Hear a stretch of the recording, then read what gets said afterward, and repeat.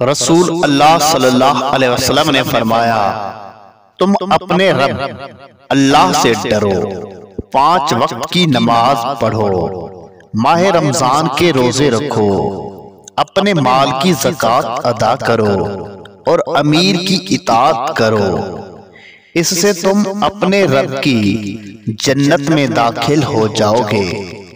हजरत अबू हुरैरा रज़ी अल्लाह अन्हु से रिवायत है कि रसूल अल्लाह सल्लल्लाहु अलैहि वसल्लम ने फरमाया, मुसलमान वो है जिसकी जुबान और हाथ से मुसलमान महफूज रहें, और मोमिन वो है जिससे लोगों की जानें और माल महफूज हों।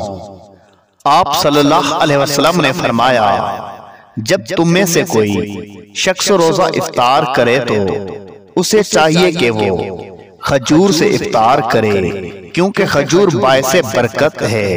और अगर कोई शख्स खजूर ना पाए तो पानी से इफ्तार करे, क्योंकि पानी पाक करने वाला है।